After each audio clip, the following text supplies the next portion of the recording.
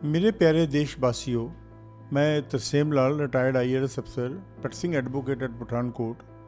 मैं आपके समक्ष अपने विचार रखना चाहता हूँ और उससे पहले मैं आपको विनम्र प्रार्थना करूँगा कि आप मेरा अभिवादन स्वीकार करें और जो मैं कुछ कहने जा रहा हूँ उसके बारे में थोड़ा कुछ चिंतन करें, क्योंकि ये इलेक्शन जो हैं ये हमेशा की तरह इस बार भी बड़े महत्व के इलेक्शन हैं और आने वाली ये हमारे समाज का मार्गदर्शन करने वाली बातें हैं इसमें डिसाइड होंगी। तो मैं ये कहना चाहता हूँ कि इस इलेक्शन में आप देख रहे हो कि सभी की सभी पार्टियाँ, जो रीजनल पार्टी हैं, कांग्रेस भी उनके साथ है, ये सारी की सारी पार्टियाँ लामबंद हो गई हैं बीजेपी के अगेंस्ट। और लामबंदी किस इशू पे है? लामबंदी ये नहीं है कि प्राइस राइज है, कोई प्राइस राइज का इशू नहीं है देश में। जहाँ तक अनएम्प्लॉयमेंट की बात है, अनएम्प्लॉयमेंट भी कांग्रेस के कितने सालों से रही है, उन्हीं की देन अभी तक चल रही है और ये बीजेपी को दोष देते हैं। इन्होंने अपने टाइम पे कितनी की अनएम्प्लॉयमेंट दूर कर ली थी। ये अनएम्प्लॉयमेंट का मुद्दा जो है ये इसको भी थोड़ा सा अलग करके देखा जा सकता है, परंतु जो मेन मुद्दा जो है देश में जिसने डिस्टर्बेंस जो करता है, जो देश में आगे बढ़ने से रोक रहा है हमें, वो है इन लोगों की मुस्लिम अपीजमेंट। ये हकीकत में बात यह है कि कुछ पार्टियां और कुछ ये विचारधारा के लोग, जो नेहरू वादी हैं, ये महात्मा गांधी वादी हैं, जो लोग हैं, ये इनमें क्या दिक्कत है कि ये सोचते हैं कि ये देश 1947 को आज़ाद हुआ था, इसका संविधान जो है 1950 में लिखा गया और इसको यहीं से ही आगे चलना है। परंतु सच्चाई ये नहीं है। ये देश बहुत पुरातन देश है, ये वैदिक काल से ये देश चला आ रहा है, ये राम और कृष्ण युग से ये देश चला आ रहा है। और ये लोग सोचते हैं कि हमें ये कहते हैं कि नहीं नहीं पीछे मत देखो, राम तो हुए ही नहीं है। ये कांग्रेस पार्टी ने सुप्रीम कोर्ट में लिख कर दिया, एफिडेविट दिया कि हाँ राम रजिस्टर नहीं हुए इस देश में। तो ऐसे में कोई कैसे इनकी बातों को स्वीकार कर ले? तो ये हमेशा मुसलमानों की अपीजमेंट करते हैं। और ये जो ये लाइन है ना, जो डिफ़ॉल्ट लाइन हमारे देश में है, ये जब तक ये दूर नहीं होगी तब तक देश का हम आगे बढ़ नहीं सकेंगे। क्योंकि समाज के, देश के लिए आगे बढ़ने के लिए सबसे पहली ज़रूरत है कि समाज की बेसिक ग्राउंड लेवल पे यूनिटी होनी चाहिए। यदि हिंदू मुस्लिम के बीच में इस तरह ही दरार पड़ी रहेगी जैसे ये लोग बनाने की कोशिश करते हैं, ये दरार को और पाटने की कोशिश करते हैं, तो फिर तो देश तो आगे नहीं बढ़ पाएगा और कम्युनल क्लैशेस ही देखने को पड़ेंगे। अभी जो चल रहा है देश में कम्युनल क्लैशेस, तो बीजेपी की गवर्नमेंट ने काफ़ी हद तक रोक के रखे हुए हैं और टेररिस्ट एक्टिविटी भी इन्होंने ही रोक के रखी हैं। कांग्रेस वाले कुछ नहीं कर पाए थे इन बातों में। और ये यहाँ तक कि ताजमहल पे जो बम्बे में अटैक हुआ था उसका भी ये रिएक्ट कर पाए थे सही ढंग से। तो मैं ये बात कहने को आपके समक्ष पेश हुआ हूँ कि इन पार्टियों को दरकिनारे करना पड़ेगा जो मुस्लिम अपीजमेंट की बात करते हैं। मैं तो हिंदू और मुस्लिम के बीच में जो भी कोई बात करता है ना, तो मैं उसको समझता हूँ कि ये देश का द्रोही है। मैं महात्मा गांधी को भी इस कैटेगरी में खड़ा करना चाहता हूँ, क्योंकि एक जो सही इंसान है उसके समक्ष कोई हिंदू नहीं, कोई मुसलमान नहीं, कोई सिख नहीं, कोई ईसाई नहीं। हमारे गुरु नानक देव जी ने कहा है, एक पिता एक के हम बारेक। हमारा शास्त्र कहता है वसुदेव कुटुंबकम। जब समस्त संसार एक परिवार है तो उसमें कोई हिंदू मुस्लिम सिख ईसाई कैसे हो सकता है? तो हमें कभी भी किसी व्यक्ति में भी हिंदू मुस्लिम सिख ईसाई नहीं देखना चाहिए। ये हमारा पर्सनल लेवल पे होता है। ये मेरा और मेरे भगवान का रिलेशनशिप है, जो धर्म होता है। ये अल्लाह और एक मुस्लिम के बीच का धर्म है, इसमें बीच में और कोई नहीं आता। जब हम इसको कम्युनिटी के साथ जोड़ देते हैं तो ये कम्युनलिज्म हो जाता है।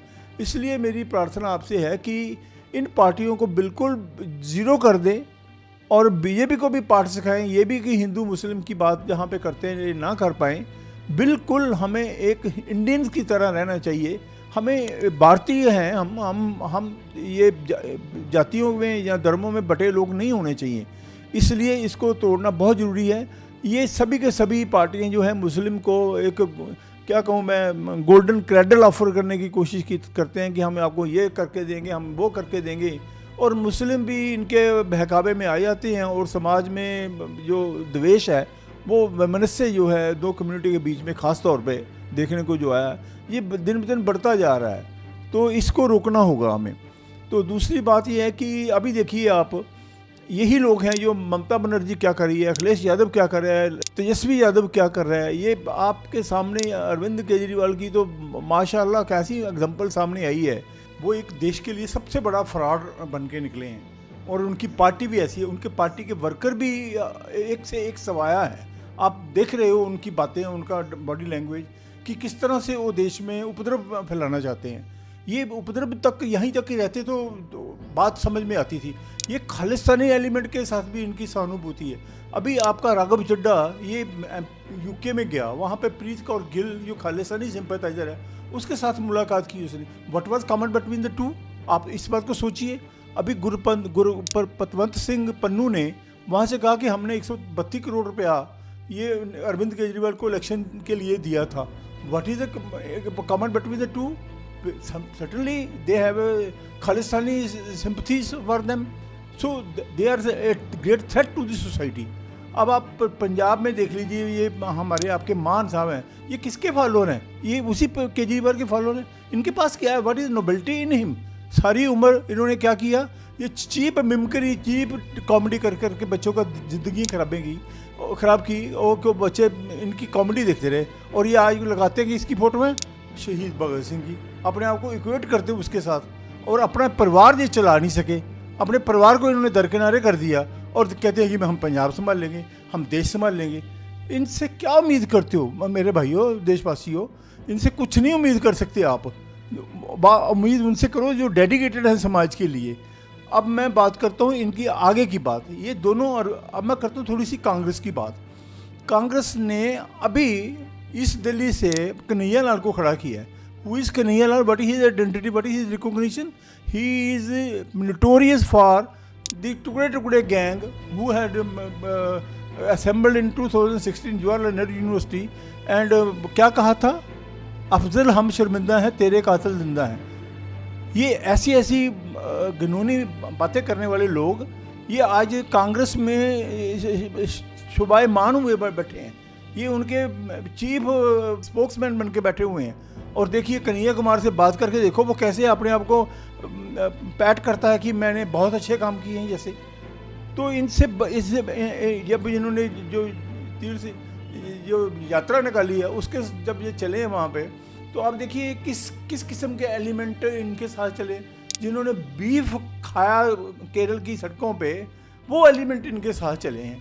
तो इसलिए इन कांग्रेस से भी बचने की बहुत ज़रूरी है। यही अरविंद केजरीवाल, यही राहुल गांधी, जब दिल्ली JNU में ये हिंदुस्तान तेरे टुकड़े होंगे इंशाल्लाह की नारे लगे थे, तो ये उनकी सपोर्ट में वहाँ पे गए थे। मैंने खुद राहुल गांधी के अगेंस्ट वहाँ के the then home minister Rajnath Singh ji को चिट्ठी लिखी थी, इनके अगेंस्ट एक्शन होना चाहिए। But Rajnath Singh was a low profile man, he did not do anything. यदि उसी दिन उसको इनको अंदर किया होता दोनों को, तो ये आज देश को ऐसी भयावह स्थिति ना देखनी पड़ती इन दोनों के कारण। ये देखिए क्या कहना चाह रहा है। कहते हैं यदि मोदी, राहुल कहता है यदि मोदी सरकार फिर से आ गई तो देश में आग लग जाएगी। क्या मतलब है इसका? देश का आग लग जाएगी? पिछले 10 साल से तो कोई आग नहीं लगी, पिछले 15 साल से गुजरात में कोई आग नहीं लगी, अब कैसे आग लग जाएगी? इसका क्या मकसद है? इसका मकसद है कि यदि दुनिया हिंदुस्तान वालों, यदि आपने हमें कांग्रेस को ना जिताया, इंडी गठबंधन को ना जिताया, तो हम क्या करेंगे? देश में आग लगा देंगे। Indirectly they want to say this and they will shift the onus upon the Modi government जो which will be formed after 2024 elections. तो ये इनकी नीति है। अभी देखिए क्या काल दी है कांग्रेस का मैनिफेस्टो, क्या कहता है कि हम इलेक्शन कास्ट सेंसस करवाएंगे। क्या मकसद है कास्ट सेंसस करवाने का?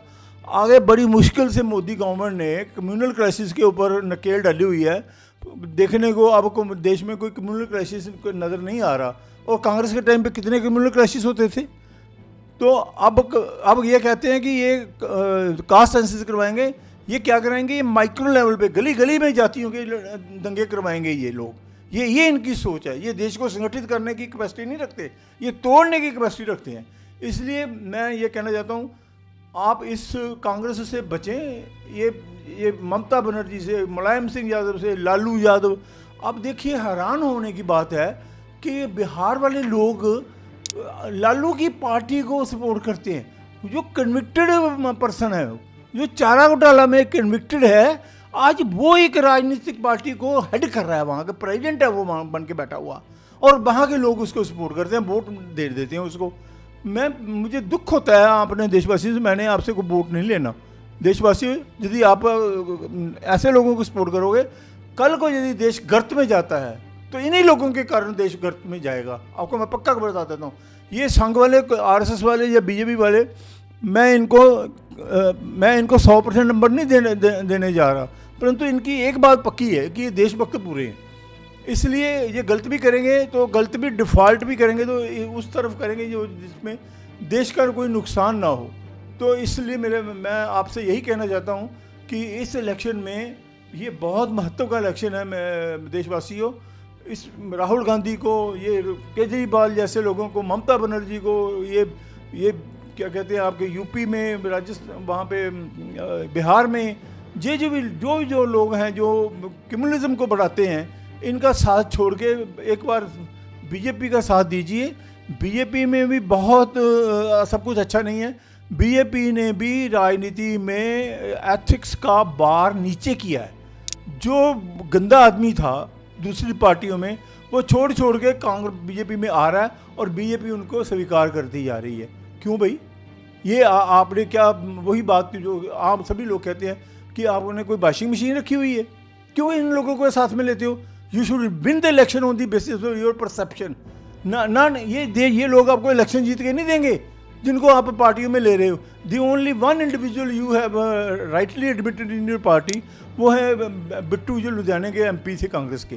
वो he is the true patriot. एक ही बंदा आपको मिला, सारे इतने जितने भी आप में बीजेपी में जो लोग बाहर के पार्टियों से आए हैं। तो मेरा यही कहना है बीजेपी वालों को कि परसेप्शन की लड़ाई लड़ो। ये ऐसे लोग आपको कुछ नहीं लड़ाई जीत के दे सकते, आपका इमेज भी ख़राब करेंगे कि ये पार्टी सिर्फ इलेक्शन जीतने के लिए है, ये समझौते करती है ऐसे लोगों को बीच में लेकर। इसलिए आपको ये नहीं करना चाहिए। तो मैं अंत में यही कहूँगा कि ये इलेक्शन बहुत क्रूशियल है, सोच समझ के वोट दीजिए, और कांग्रेस को बिल्कुल वोट न दीजिए, क्योंकि ये राहुल गांधी इस वक्त इस टोटल डिप्रेस्ड है, हेल्पलेसनेस की स्टेज पे है, और टोटली फ्रस्ट्रेटेड है। और फ्रस्ट्रेटेड आदमी is never good for the country. इसको कभी भी ना सपोर्ट करना, नहीं तो ये देश में कोई कुछ भी करवा सकता है। और मैं एक बात कांग्रेसियों को पूछना चाहता हूँ कि why are you attached to one family? आपके परिवार में, कांग्रेस वालों, यदि आपके परिवार में एक बच्चा कहता है, कोई 6 साल 10 12 साल का, कि पापा मैंने बड़ा होकर प्राइम मिनिस्टर बनना है, तो आप उसको क्या कहोगे? चुप कर, चुप, ऐसे नहीं कहना, वो तो राहुल गांधी की सीट है, तुम नहीं ले सकते।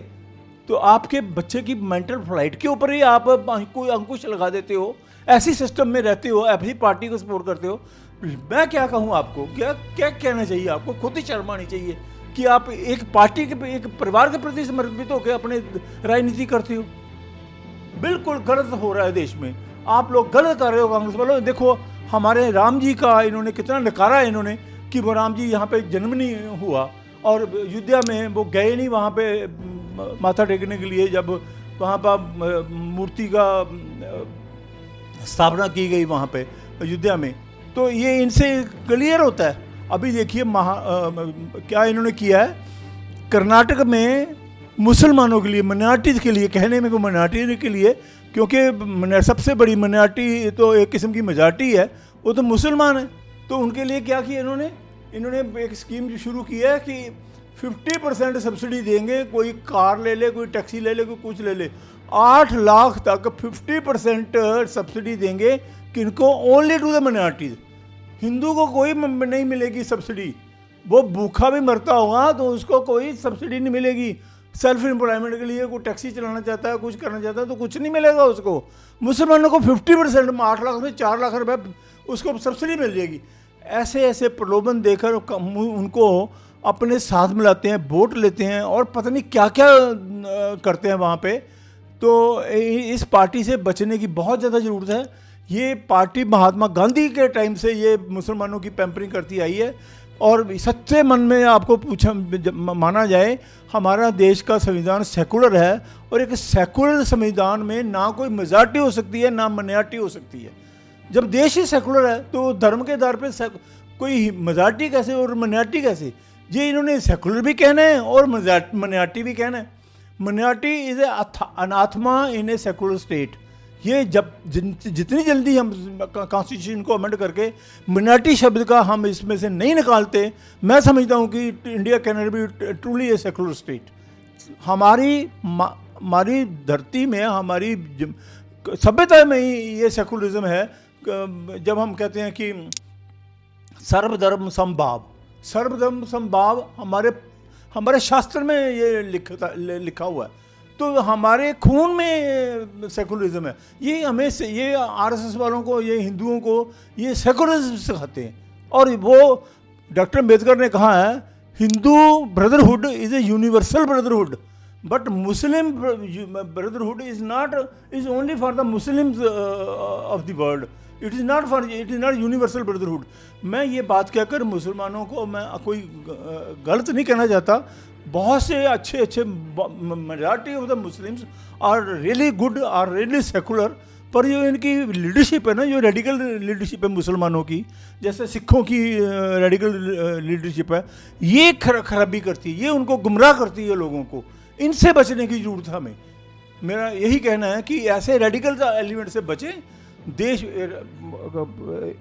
जब ऐसा होगा तो बीजेपी भी काउंटर ऐसी पॉलिसी नहीं कोई अडॉप्ट करेगी जिससे सेकुलरिज्म पे कोई आघात आता हो।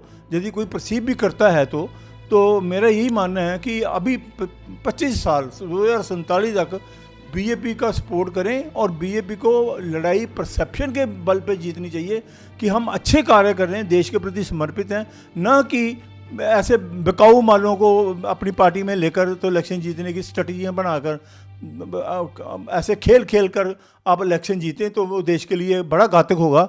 बीजेपी वालों, आपको भी ये बात को बड़ी अच्छी तरह समझ लेनी चाहिए। धन्यवाद।